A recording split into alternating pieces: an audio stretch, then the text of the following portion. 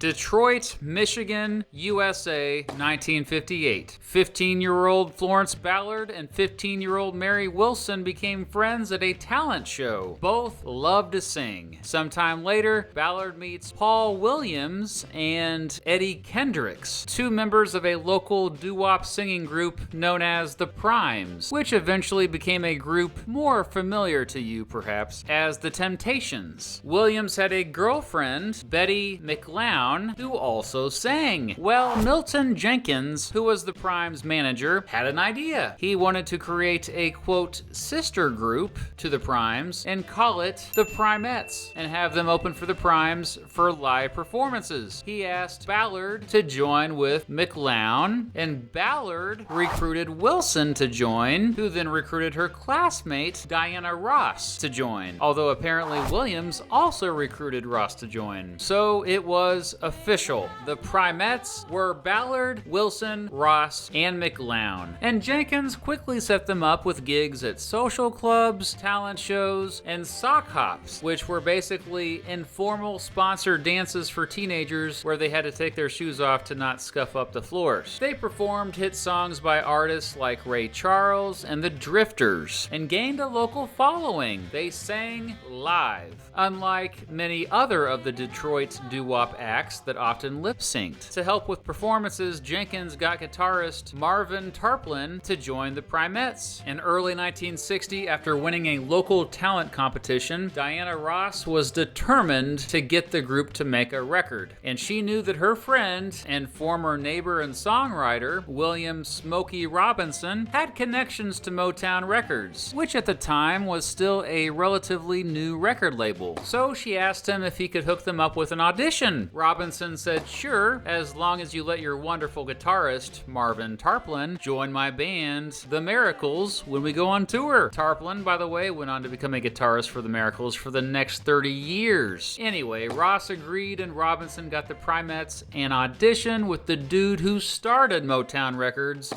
Gordy. They performed a cappella and Gordy was impressed. However, he thought that they were a bit too young and inexperienced to be recording artists and told them to contact him after they graduated from high school. The Primettes were disappointed but decided to record a single anyway for another label called Lupine Records, which a dude named Robert West started kind of just for them. They recorded the song Tears of Sorrow. The single never found much of an audience though. Soon after, McGlown left the group and they quickly recruited Barbara Martin to take her place. However, Martin's parents often didn't let her rehearse and perform much since they wanted her to focus on improving her grades at school. Because Ballard's parents felt the same, often it was just Wilson and Ross rehearsing and performing as a duo throughout 1960, often just hanging out at Motown Records. Apparently one time they sang some backup vocals for Mabel John and even did some hand claps on some of Marvin Gaye's early records. Smokey Robinson, who was by that time vice president of Motown, did let the girls record some of his songs in Motown studio as well. In January 1961,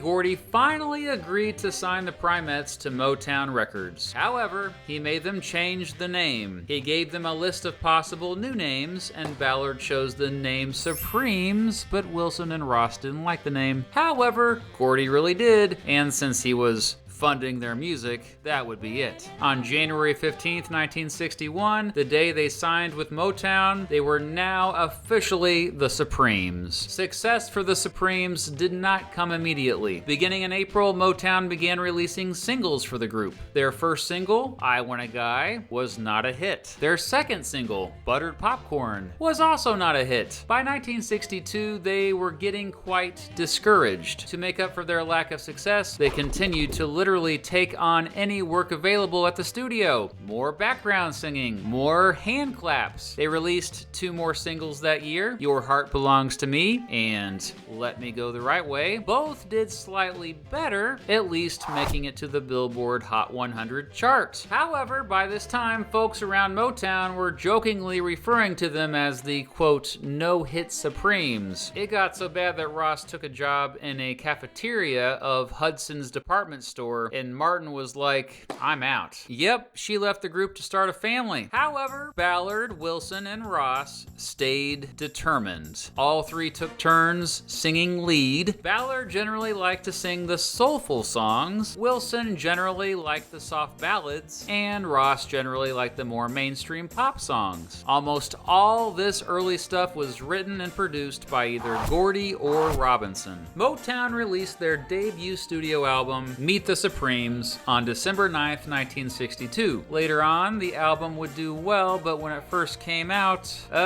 it did not. Motown released 3 more singles in 1963, but it wasn't until the songwriting team of Holland-Dozier-Holland started writing songs for the Supremes that they had major success. That team, made up of Lamont Dozier and brothers Brian and Eddie Holland, wrote, arranged, and produced many of the songs that helped define what became known as the, quote, Motown sound during the 1960s. I'd argue they're one of the most influential songwriting teams of all time. Anyway, the first Holland-Dozier-Holland single for the Supremes was When the Love Light Starts Shining Through His Eyes, released on Halloween, 1963. Though a minor hit, it was the Supremes' biggest hit yet. Soon after, Berry Gordy made Diana Ross the official lead singer of the group. 1964 was when stuff got real for the Supremes. Okay, well, it started kind of slow with the release of their single Run Run Run on February 7th. That one was not a hit. But on June 17th, Motown released Where Did Our Love Go? And it was the first of 5 Supremes songs in a row to reach #1 on the Billboard Hot 100 chart. Yep, the next 4 singles they released, Baby Love, Come See About Me, Stop in the Name of Love, and Back in My Arms Again, all reached #1. And it wasn't just American success. Baby Love actually became the first song by an all-female group to reach #1 in the United Kingdom. Just like that, the Supremes were being played on the radio almost as much as the Beatles. Soon they were on tour as part of Dick Clark's American Bandstand Caravan of Stars. They started the tour at the bottom of the bill. By the end of the tour, they were the headliners. With the release of their second studio album, Where Did Our Love Go? On August 31st, 1964, the Supremes became the first musical group in Billboard magazine history to have 3 #1 hits from the same album. It stayed on the Billboard album chart for 89 weeks. In addition, at the time, it was also the highest ranking album by an all-female group. Where Did Our Love Go was the album that got the Motown sound into the mainstream. After Motown released their third studio album, A Bit of Liverpool, on October 16th, 1964, the Supremes had 3 albums charting all at once. Why was the album called A Bit of Liverpool? Well, it had a few Beatles songs on it. Also in October, the Supremes performed in a huge 2-day concert at the Santa Monica Civic Auditorium in Santa Monica, California, called the Tammy Show, which stood for either Teenage Awards Music International or Teenage Music International. Yeah, either way, there were lots of screaming teens. The concert film of the event, released on December 29th, made them even bigger stars. It's no surprise that the Supremes stood out on stage. They purposefully embraced a more glamorous image than previous African-American performers, proudly showing off their femininity. They came out with detailed makeup and extravagant wigs and gowns. Instead of basic dance routines, they had more complex yet graceful choreography, much of it by noted choreographer Charlie Atkins. And the Supremes weren't afraid to experiment. On February 22nd, 1965, Motown released their 4th studio album, The Supremes Sing Country, Western, and Pop, which was a covers album in which they sang,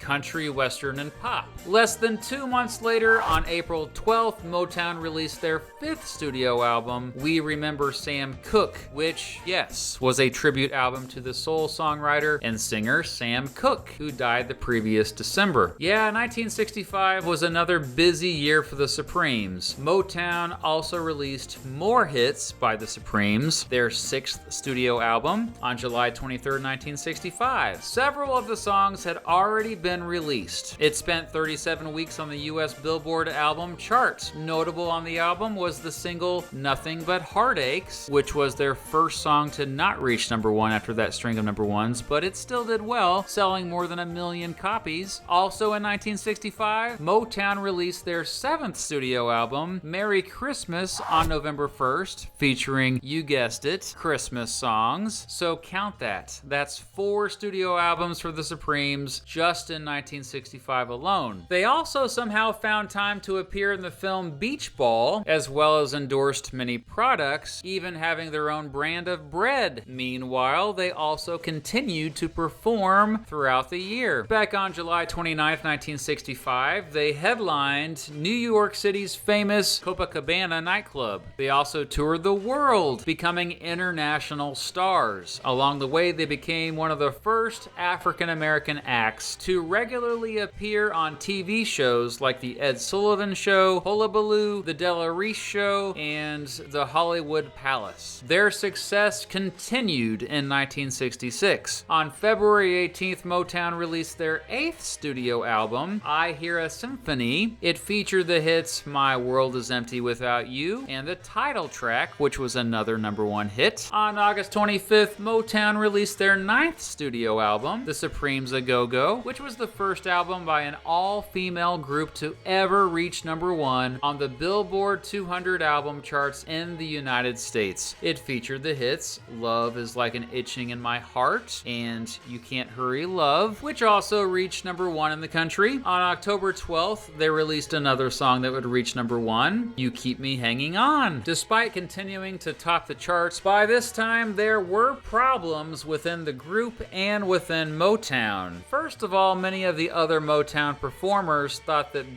Gordy was giving way too much attention to the Supremes, and especially Ross. Speaking of which, Ross and Gordy were now romantically involved and remained so for many years, eventually having a child together, although they never married. Regardless, you could say Gordy also gave Ross special treatment within the group, leading to tensions. Gordy apparently wanted Ross to leave the Supremes to start a solo career and replace her with singer Barbara Randolph. That didn't happen, but Gordy did rename the group the Supremes with Diana Ross to supposedly better market the group, and this further splintered the group. Florence Ballard was very vocal about how she thought Motown Records had hurt the group dynamic by making Ross the star. Often it was Mary Wilson who played the intermediary between Ballard and Ross, trying to stay neutral and keep the group together. Meanwhile, Ballard had suffered from depression and began to self-medicate by drinking lots of alcohol. Her alcoholism is what led her to miss performances and recording sessions, and at least one time, Gordy replaced her on stage with singer Marlene Barrow of the Andantes when she didn't show up. Even though the group was falling apart during the first months of 1967, the Supremes continued to top the charts during that time with songs like Love Is Here and Now You Are Gone, Reflections, and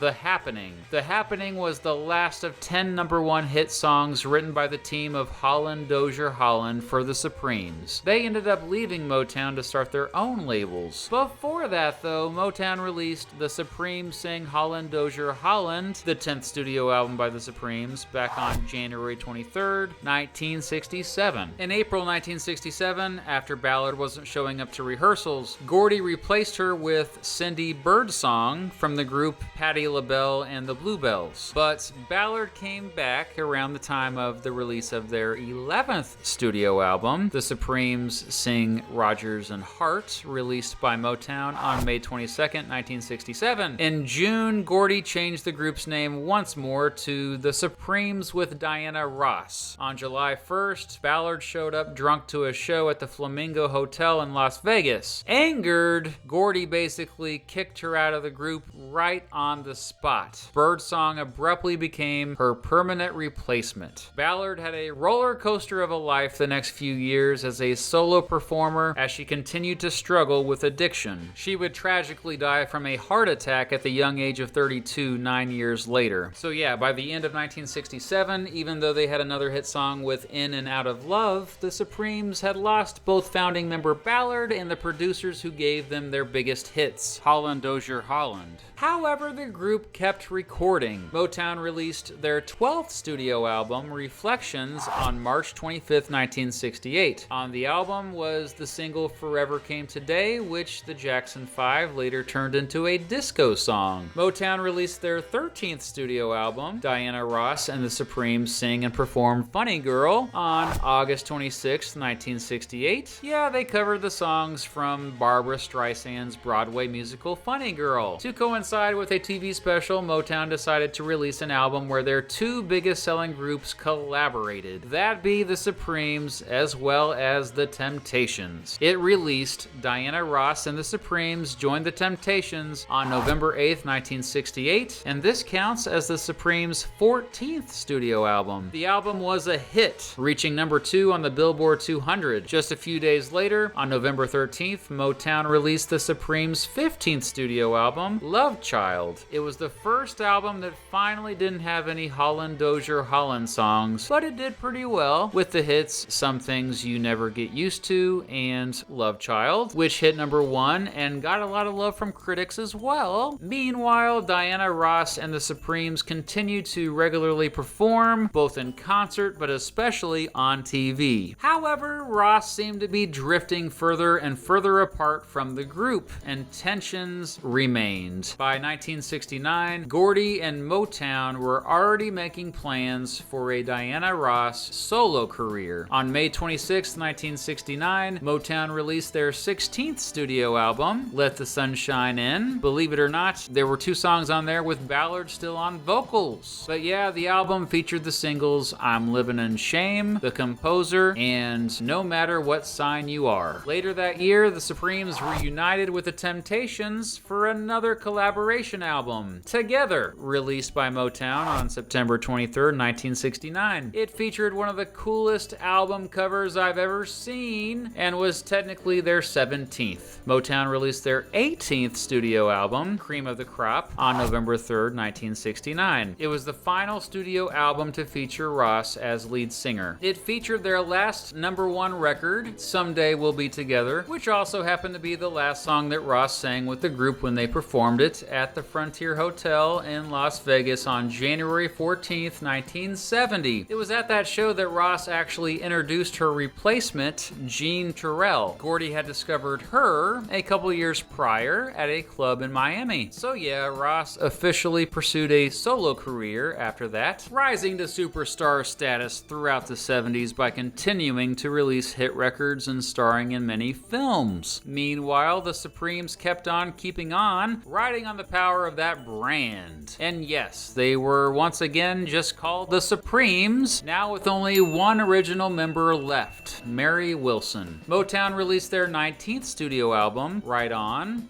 April 26, 1970. It was the first album to feature Terrell on recordings, and it did fairly well, despite Ross's departure, featuring the hits Up the Ladder to the Roof and Everybody's Got the Right to Love. Later that year, the Supremes teamed up with another group to record another album again. This time, it was the Four Tops. Motown released their recordings as the album The Magnificent Seven in September 1970. That was the 20th studio album for the Supremes. The next month, Motown released their 21st studio album, New Ways But Love Stays, which featured the most successful Supreme single with Terrell, Stone Love. Yep, it must be the 70s. In June 1971, Motown released a second collaboration with the Four Tops, The Return of the Magnificent Seven, which featured many more original songs and critics praised it. That was the 22nd studio album for the Supremes. That same month, Motown released their 23rd studio album, Touch, which featured the hits Nathan Jones and the title track. And finally, in December 1971, their 24th studio album, Dynamite, was the third and final collaboration with the Four Tops. Whew!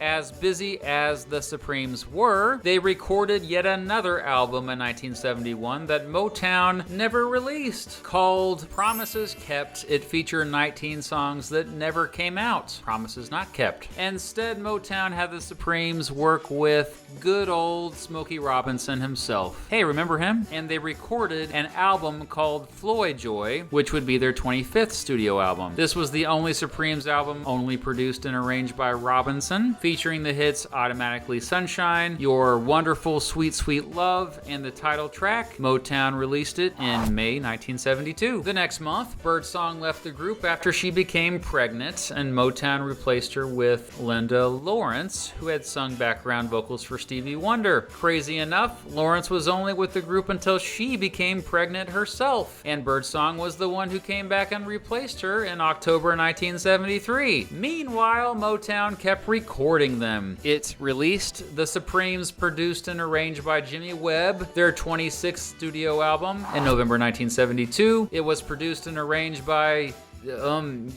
Jimmy Webb. You know, Motown wasn't that creative with album titles the more I think about it. It featured the hit I Guess I'll Miss the Man. By this time, it was obvious Gene Terrell had really seemed comfortable as the lead singer of the group. However, it had been a while since the Supremes had had a major hit, and Terrell was getting frustrated. After even Stevie Wonder couldn't get them back to the top of the charts with the song he wrote for them, Bad Weather, Terrell left the group. Motown replaced her with Scherrie Payne. Journalists sometimes called Payne the, quote, little lady with a big voice, since she was short but demanded to be heard on the stage. Those dang journalists, though. I mean, in 1974, they were still asking about Diana Ross when interviewing the group, even though by that time she had been out of the group for 4 years. In May 1975, Motown released their 27th studio album, The Supremes. Wait, it took them that long to release a self-titled album? Anyway, this was the album in which they more fully embraced disco, as demonstrated by the single He's My Man. In February 1976, Birdsong left the group again, this time for good. Motown replaced her with Susaye Green, a former singer with Stevie Wonder's band Wonderlove. In April, it released the 28th studio album by the Supremes, High Energy, featuring more disco-driven tunes. It was their highest charting album of the 1970s and featured their last top 40 pop hit, I'm Gonna Let My Heart Do the Walking. In October 1976, Motown released the 29th and final studio album by the Supremes, called Mary, Scherrie, and Susaye, named after basically the final lineup of the group. The album did not do well, and critics trashed it. 2 months later, Mary Wilson left, and Motown replaced her with Karen Jackson. But by July 1977, the group was done. They performed their last show at the Drury Lane Theatre in London on June 12, 1977. After they disbanded, all of the former members of the Supremes had singing careers to a certain extent. Diana Ross, of course, had the biggest career of them all, also continuing to appear in movies. Ever since, there have been many Supremes live albums and compilation albums. We'll be together,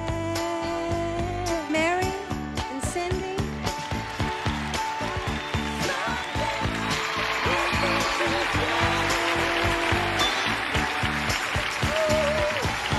On March 25th, 1983, Ross, Wilson, and Birdsong briefly united for Motown's 25th anniversary TV special. In 1986, Gene Terrell, Scherrie Payne, and Linda Lawrence began to perform as the former ladies of the Supremes. Since its formation, they've had a rotating cast, including another former Supreme singer, Susaye Green. In 1988, the Supremes were inducted into the Rock and Roll Hall of Fame. Diana Ross didn't show up, perhaps due to an ongoing feud between her and the other members. Wilson had published memoirs that perhaps made the feud worse. And yeah, in 2000, a planned reunion tour ultimately failed after Wilson turned it down after she found out Ross would be paid much more than her in Birdsong. Today, there is no doubt that the Supremes are one of the most influential and successful musical groups of all time. 33 of their singles reached the Billboard Billboard Top 40 charts, and they are still the most successful American group on the US Billboard Hot 100 chart with 12 #1 hits. And speaking of Billboard magazine, in 2017, it ranked the Supremes first on its list of top girl groups of all time. The thing is, no one knows exactly how many records they have sold. Estimates range from 50 million to as much as 100 million. According to Insider.com, the Supremes are indeed the best-selling vocal group to date. Their sound is closely tied to that classic Motown sound of the 1960s, and perhaps more than any other group, helped Motown enter the mainstream internationally. Even today, their music is an inspiration to us all.